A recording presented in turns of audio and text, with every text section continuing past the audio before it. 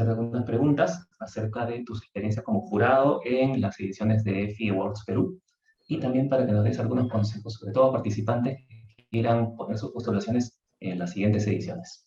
Sí, La primera pregunta, gracias a ustedes por llamarme. muchas gracias a ti. En tu experiencia, ¿cuáles son los errores más comunes que llevan a la descalificación de un caso?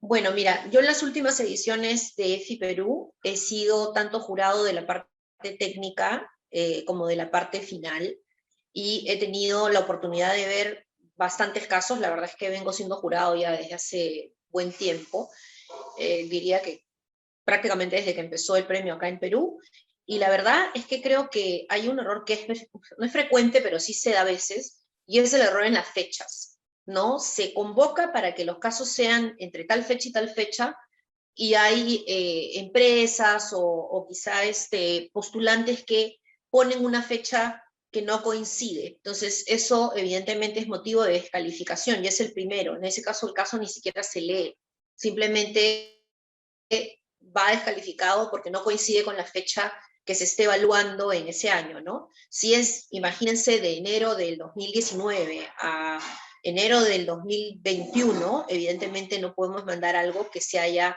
ejecutado en el 2018. Entonces, así, ¿no? Entonces, eso creo que es una de las principales causas de descalificación, porque si se trata de que el caso va en una categoría que no nos parece que es la más adecuada, eso simplemente genera una reclasificación y el caso sigue vigente y sigue evaluándose. Pero posiblemente el tema de fecha sea uno de los más frecuentes, y es un error que se puede subsanar simplemente fijándose bien en cuál es la fecha en la cual los casos deben correr. ¿Qué nos dices acerca de los videocasos? Ya, los videocasos sí han sido motivo algunas veces de descalificación, porque no solamente han hecho una recopilación de lo que son las piezas que el caso conlleva, que pueden ser piezas publicitarias digitales o piezas publicitarias de otras plataformas, de plataformas ATL como la televisión, la radio, los paneles, los exteriores, etcétera, sino que han contemplado un storytelling del caso, ¿no? Y eso definitivamente sí tiende a sesgar quizá la definición del jurado respecto a la calificación que se le va a dar. Entonces, sí ha habido casos de descalificación por tener un videocaso que no obedece a las reglas puestas por EFI, que significa no debemos mandar un videocaso armado en el cual hay un locutor, en el cual hay todo una historia alrededor del caso, porque evidentemente eso va a beneficiar que el caso probablemente se vea mejor de lo que es, o se ensalce o se remarque algunas cosas que quizá en el papel no son, digamos, tan impactantes, ¿no? Entonces el videocaso sí es un motivo de descalificación inmediata, ¿no? Si es que en caso nos damos cuenta que no es solamente una recopilación de las piezas que acompañan el caso escrito. Claro, y justo hablando de los errores más comunes, nos contaste sobre la categoría incorrecta. Entonces, ¿cómo podemos evitar inscribir nuestros casos en las categorías incorrectas? Mira, ahí lo principal, y creo que todos los que van a inscribir casos, y creo que los que ya vienen inscribiéndolos hace mucho tiempo lo saben, EFI hace hasta 3 sesiones de entrenamiento que se llaman, me parece, How to Win an EFI, que es de cómo uno debe poner el caso en la plataforma para no fallar. Y una de las cosas en las que más digamos, se hace énfasis en este entrenamiento es en dónde y cuál es la descripción de cada categoría. Entonces se hace muy claro qué significa estar en una categoría, por ejemplo, que puede de repente ser un poco diferente o nueva, como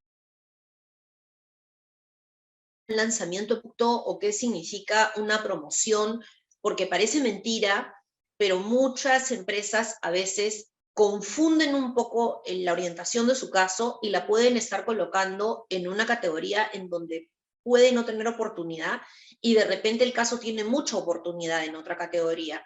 Yo lo que aconsejaría es que no dejen de entrar quienes van a escribir el caso, quienes lo van a revisar y lo van a inscribir en la plataforma, por favor, de entrar a los entrenamientos de cómo ganar un EFI, que se dan y se avisan con tiempo y se dan hasta 3 veces antes de la inscripción, del cierre de inscripción, de modo que esa es la mejor forma de poder hacer las consultas respectivas y saber de qué se trata cada categoría, ¿no? Y obviamente el personal de EFI que está a cargo está disponible también para poder resolver cualquier consulta respecto a si hay dudas respecto a qué categoría es mejor para un caso o para el otro. También se puede preguntar después.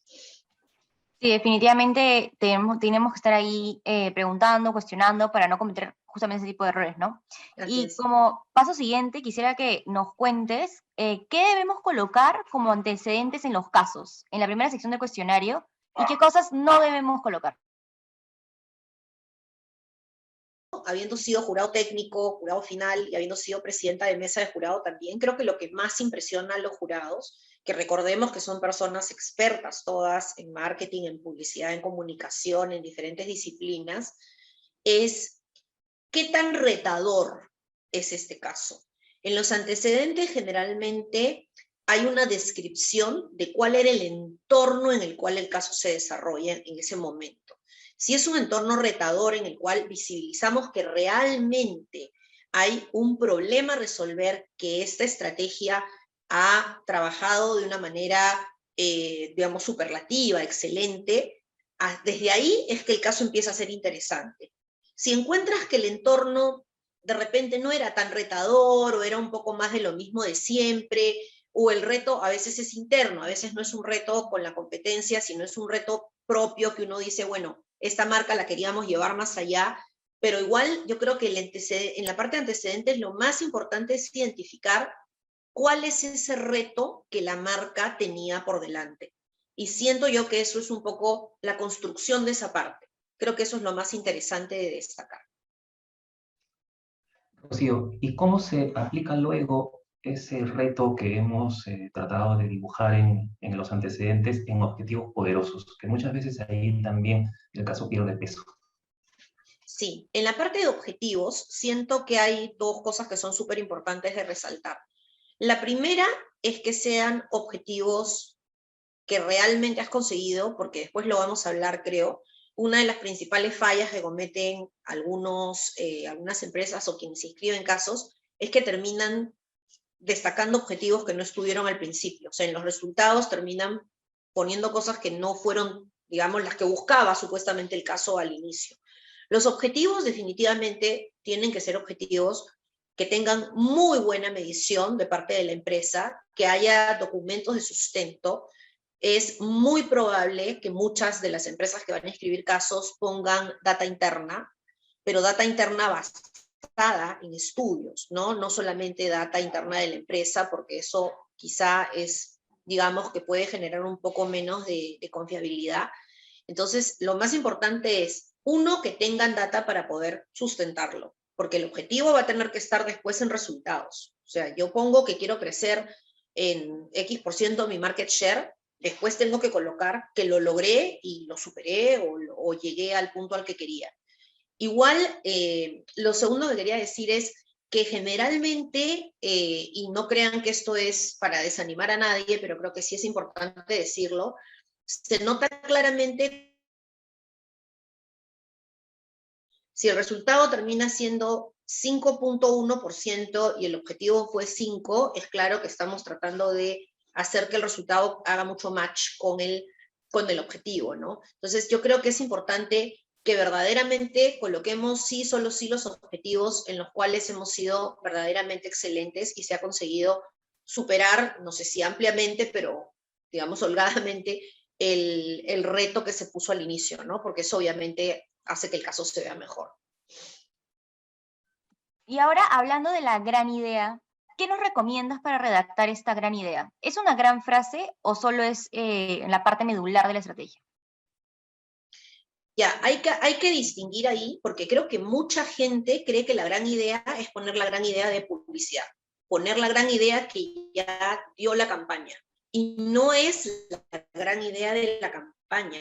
es la frase que resume la estrategia que tú pensaste. Recordemos que cuando uno pone la gran idea, estás todavía antes de contar la estrategia y antes de contar la campaña y la comunicación. Entonces, en la gran idea no es que ya te sabes la frase de la campaña y la estás colocando ahí, y mucha gente sí la pone. Yo creo que la gran idea es el resumen, el concepto central de la estrategia que vas a ejecutar para poder luego conseguir los objetivos que te has planteado. No lo confundamos, por favor, para nada con la idea publicitaria o la idea de la comunicación. En el caso de los resultados, nos comentabas que, así como en los objetivos necesitamos tener alguna documentación o estudios, tanto internos como externos, para que lo refuercen, ¿qué cosa podemos poner en resultados para que se vean mucho mejor? Ya, ahí es un poco volver a lo que les acabo de comentar.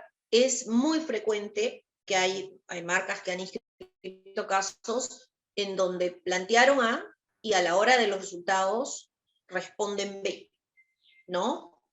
Uno tiene que hacer match perfecto, uno tiene que chequear qué cosa puse como objetivo. Si el objetivo era crecer en ventas, tengo que responder a crecer en ventas. Si el objetivo era aumentar de market share, tengo que colocar cuánto quise aumentar de market share. Ojo que EFI da ahora la posibilidad de colocar objetivos extra, o sea, cosas que se consiguieron además de las planteadas en la parte de objetivos. O sea, tengo resultados buenos en otras cosas, pero que no estaban planteadas en objetivos, también las puedo colocar, pero como secundarios. Lo más importante es lo que yo planteé en los objetivos, en la parte de adelante, digamos, ¿no? Los resultados tienen que estar súper sustentados. No es, digamos, adecuado para el jurado que el resultado no tenga sustento alguno.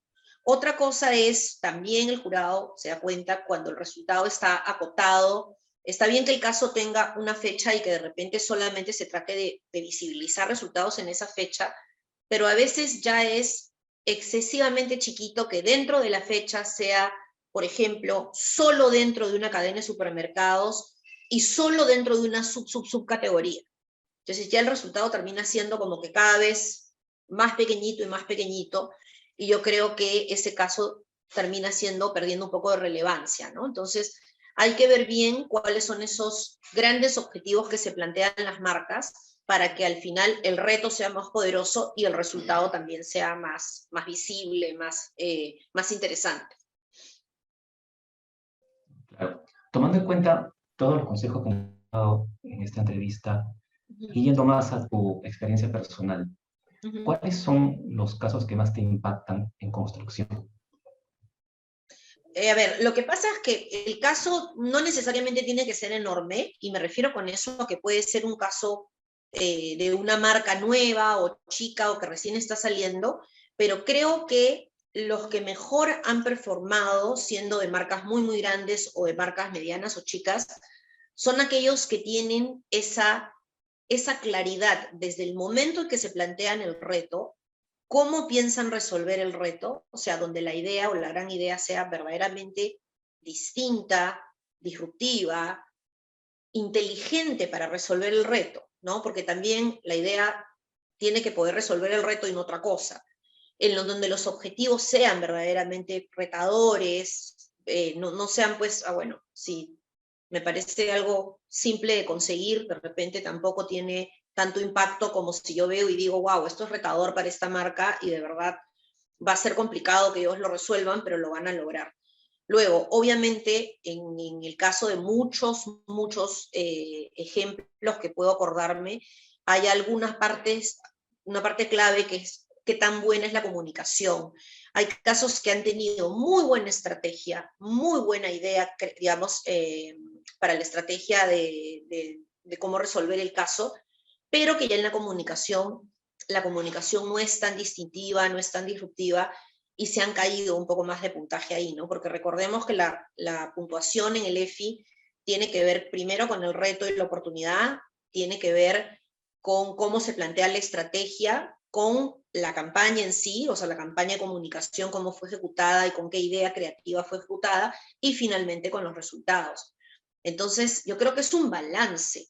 Los mejores casos que yo he visto tienen un balance casi perfecto entre qué tan retador era el caso, qué tan buena resultó siendo la gran idea, cómo se planteó resolverlo y finalmente que el resultado haya acompañado, ¿no? Porque yo te digo que a veces cuando una de las 4, o sea, tienes 3 buenas, el caso no termina siendo, por ejemplo, un oro, porque dices, claro, estuvo muy bueno esto, esto y esto, pero pucha, la campaña no estuvo tan buena, o los resultados no son tan impactantes, o el reto no está descrito como algo verdaderamente complicado, digamos, o difícil para el equipo que estaba a cargo, ¿no? Entonces, bueno, sí, hay que tener un buen balance entre las 4 partes que uno evalúa como jurado. Para mí, por lo menos de manera personal, que uno de ellos se caiga hace que de repente mi recomendación final no sea pues para un oro, sino quizá pues para un plata, para un bronce, ¿no? Finalmente, quisiera que nos cuentes qué nos puedes decir de tu experiencia como jurado EFI. Bueno, yo he sido feliz cada vez que he tenido estos casos porque me ayuda también a aprender. Primero, me da una mirada de muchas categorías. Yo como publicista, en mi carrera publicitaria he trabajado con muchísimas categorías, pero cada año que soy jurado del EFI voy aprendiendo de otras en las cuales de repente no he estado tan involucrada. A veces yo misma me sorprendo y digo, pucha, este caso qué increíble, qué bien que pensaron en esta estrategia para resolver este problema que tenían, porque ese es un problema del producto, o de la distribución, o de la comunicación misma, pero me sorprendo con casos que verdaderamente me gustan mucho y de los cuales sigo aprendiendo. Me encanta la interacción con el resto de mis compañeros de equipo, tengo la suerte de que tengan la confianza en mí para ser siempre, bueno, desde los últimos años, parte del jurado técnico, del jurado final y luego de la decisión del Gran EFI, y la verdad, la oportunidad de poder trabajar con personas expertas en sus ramas es creo que lo más valorado, ¿no? Yo he trabajado con